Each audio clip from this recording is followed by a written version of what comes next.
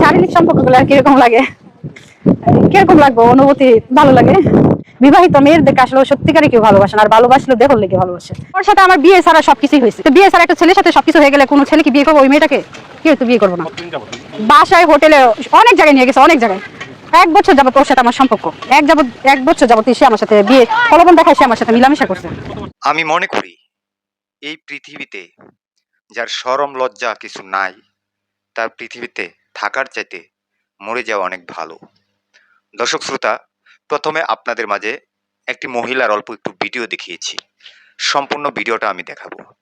এই মহিলাটির আগে বিয়ে হয়েছিল, বিয়ে হওয়ার পর হয়তোবা কোনো ঝামেলার কারণে তার হাজবেন্ড তাকে রেখে চলে যায়। তারপর সে কি করে, সে একটি কিস্তির অফিসারের সাথে সম্পর্ক করে, অনৈতিক সম্পর্কের সাথে লিপ্ত হয়। লিপ্ত হওয়ার পরে কি কি ঘটলো সেখানে, মানে পা থেকে মাথা পর্যন্ত কি কি হয়েছে তাদের দুইজনের ভিতরে, এইগুলা এসে আপনার মিডিয়ার সামনে এগুলা বলতেছে সেই কিস্তির স্যারকে নিয়ে। আচ্ছা, আপনারা সম্পূর্ণ ভিডিওটা আগে দেখেন, আমি সম্পূর্ণ ভিডিওটা দেখাচ্ছি, পরে আপনাদের মাঝে কিছু কথা বলতেছি। আগে মহিলার সম্পূর্ণ কথাগুলা শুনেন, যে তার কিস্তির স্যারের সাথে কি কি হয়েছে, শারীরিক সম্পর্ক, মানসিক সম্পর্ক, মানে সব সম্পর্ক হয়েছে, সেই বিষয়টাই তিনি আর কি মিডিয়ার সামনে তুলে ধরলেন। তার কথাগুলো আগে আমরা শুনি। অনেকবার ছিল, অনেকবার, একাধিকবার ছিল। পরিবার তো সবসময় বাসায় থাকে না, আমার বাবা গৃহস্থ কাজ করে, অনেক সময় খেতে কামারে থাকে। ও এই সুযোগে আমার বাসায় যাইতো, আসতো। ওরা অনেক নিষেধ করার পর জোর করে আমার বাসায় যাইতো। ও জোর করে আমার মনটা নিয়ে দুর্বল বানায়, এখন সে আমার বিয়ে করতে অস্বীকার করে। কেন করবো? অনেকটি জায়গায়, আমি কয়টা জায়গার নাম বলবো, মাইমাসিং, নেত্রকোনা, মোহনগঞ্জ, ফুলবাড়ি, অনেক জায়গাতে এসে আমার সাথে ছিল। আমার তো, হ্যাঁ, আমার তো অসুবিধা না, ও যদি আমাকে বিয়ে করে আমি তো আরো খুশি, কারণ আমি আমার ভালোবাসা সাকসেস হইব অবশেষে। না ভাই, তাহলে বাকি ভিডিওটি একদম ইয়ে হয়ে যাবে। না, আমি সত্যি সাঁতার জানি না, পিছলা পড়ে গেলে আমার মোবাইল গেলার মধ্যে শব্দ বলে কি আর হইব? সত্যিকারই ভালোবাসা তো কোনো পাওয়া যায় না। সেটা আমার এখন বিয়ে করতে চাইতেছে না, তাহলে আমার এই জীবন রেখে কি লাভ? ওর জন্য আজকে আমি কলঙ্কিত হয়েছি সমাজে, ওর জন্য আমি সমাজে, এলাকাতে মুখ দেখাইতে পারি না। এখন কি কোনো ছেলে আমাকে বিয়ে করবো? কেউ কিন্তু আমার বিয়ে করবো না। তা আমি চাই মশুর আমার বিয়ে করুক, আর ও যদি আমার বিয়ে না করে আমি এই নদীতে একতা করবো।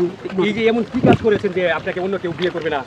মশুরের সঙ্গে আপনার কি হয়েছে? আমি যখন জানতে পারছি যে ও আনমেরিড একটা ছেলে, তখন এটা আমি কোনোভাবে বিশ্বাস করতেছি না যে সে আমাকে বিয়ে করবে।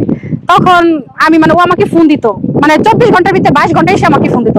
তখন আমি ভাবতাম যে এটা মনে হয় ফালতু, বা আমার হয়তো আবার নতুন করে একটু কষ্ট দিতে চাইতেছে, এরকমটা ভাইবা আমি তার ইতে পাত্তা দিই নাই। পাত্তা না দেওয়াতে কি করলো, ও আমার বাসায় আসে, ওর নাম্বার ব্লক করে রাখছে, ও আমার বাসায় আসে, আয়সা বলতেছে যে তুমি আমার নাম্বার ব্লক করছো কেন?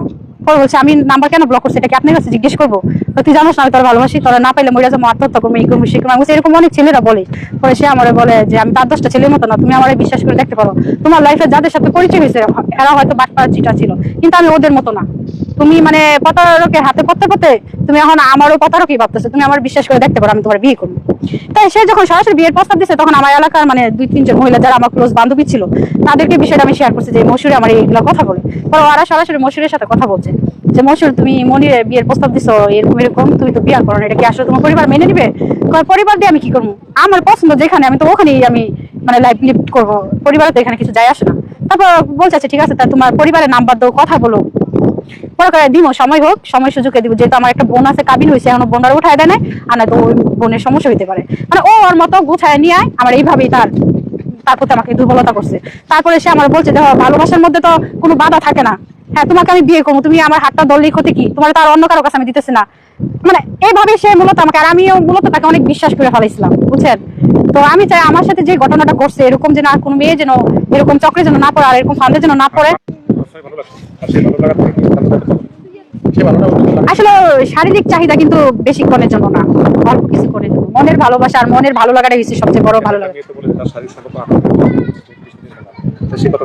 সে যদি আমার সাথে নাও থাকতে পারে, তারপরে তার আমি ভালোবাসি। ও যদি অন্য মেয়েদের সাথে হাবুডুবু খায়া থাকে তো খাক, সমস্যা নাই, তারপর আমি তাকে ভালোবাসি। আমার এই হৃদয়ের ভিতরে মশুরের নাম ছাড়া আর কারো নাম উঠবে না, শেষ। মশুর আমার ফার্স্ট, মশুরই আমার লাস্ট। পরে নিয়ে হয় মোর মন, নয়তো বাস, এটাই আমার টার্গেট। আগের বিষয় বাদ, বর্তমানে আমি সিঙ্গেল, তাই আমার লাইফে মশুরি এখন ফার্স্ট, মশুরি আমার জীবনে লাস্ট, আর কিছুই না।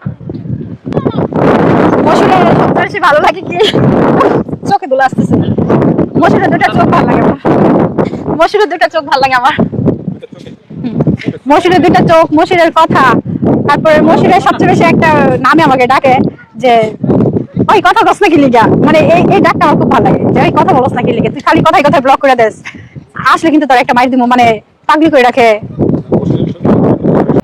তো এই কিস্তি সুবাদে সে আমার বাসায় ঢুকে আমার 2-3টা থাপড় দিছে যে তুমি আমার নাম্বার কেন ব্লক করছো। পরে বলছে নাম্বার ব্লক করছো, আমি তোমাকে পছন্দ করি না বা তোমার সাথে আমি প্রেমের সম্পর্কে যেতে পারবো না। কই কেন, দোষ কি, অপরাধ কি? পরে বলছে দোষ আর অপরাধ কিছু না, একটা বিবাহিত মানে আনম্যারিড ছেলে যে একটা ম্যারিড মেয়ের বিয়ে করবে এটা আমার বিশ্বাস হইতেছিল না। পরে সে আমার ঘরে মানে দেয়ালের মধ্যে আইতিল করছিস ছুড়ার একটা অলমেট ছিল, তখন সেই অলমেটে টাচ করছে, বলতেছে যে দেখো 8-10টা ছেলের মতো তুমি আমাকে মনে করো না, তুমি আমাকে বিশ্বাস করে দেখো, তোমার সাথে এই পর্যন্ত যাদের পরিচয় হয়েছে সবটি প্রতারকের সাথে পরিচয় হয়েছে, বিশ্বাসঘাতের সাথে পরিচয় হয়েছে, তুমি এর জন্য সবাইকে এক সমান ভাবতেছো, তুমি আমার মন থেকে বিশ্বাস করে দেখো আমি 8-10টা ছেলের মতো না, আমি তোমাকে মন থেকেই ভালোবাসি। তো ওর কথাতেই মানে এরকম ভাবে সে কথা বলতে বলতে তার মায়াতে বা তার প্রস্তাবে আমি রাজি হই। হওয়ার পরে সে আমার বাসায় আসছে, আইসা আমার বকাবাদ্য দিতেছে যে তুমি ই করো, ব্লগটা ছোটাও। পরে আমি এই বিষয় নিয়ে কান্নাকাটি করতেছি, তখন সে অ্যাকচুয়ালি আমাকে বুঝাইতেছে যে কান্নাকাটি করো না, আমি তোমাকে ছাইড়া কখনো যাব না, বুঝছেন, যাব না। তারপরে মানে আমাদের প্রথম মিলামিশা হয় ওনার সাথে। আমার কয়েকটা ভিডিও ভাইরাল হওয়ার পর অনেকে আলোচনা সমালোচনা করতেছে। তো আমার বাড়ি নেত্রকোনা মোহনগঞ্জ থানা, আর যার সাথে আমার সম্পর্ক ওর নাম মশিউর, ওর বাড়ি মাইমাসিং ফুলবাড়িয়া, পপি এনজিওতে ও চাকরি করতো। ওই চাকরির সুবাদে তার সাথে আমার পরিচিত, ওনার কাছ থেকে 50,000 টাকা লোন উঠাইছি, এই লোনের মাধ্যম থেকে তার আমার পরিচিত। আমার আগে বিয়ে হয়েছিল, ডিভোর্স হয়ে গেছে, আমার একটা মেয়ে বাবু আছে। তো ও সবকিছু জানি না শুনা, মানে কোম্পানি কিস্তি দিলে তো সবকিছু জানি না শুনেই তো দেয়, আমি কি কাজ করি না করি। তো ও জানতো যে আমার স্বামী নাই, এইভাবেই তার সাথে আমার পরিচিত লোনের মাধ্যমে।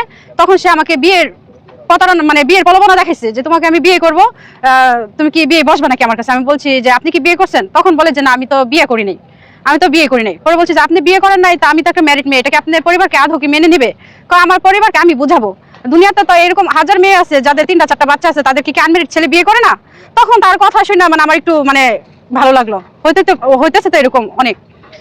তারপরে তো এইভাবে তার সাথে আমার একটা সম্পর্কতে আগায় যায়, কিন্তু আমি তার প্রথমে প্রস্তাবে রাজি ছিলাম না। সে আমাকে রাজি করার জন্য একটা ছেলের যা অবলম্ব কৌশল করার জন্য প্রত্যেকটি কৌশল আমার সাথে সে ব্যবহার করছে।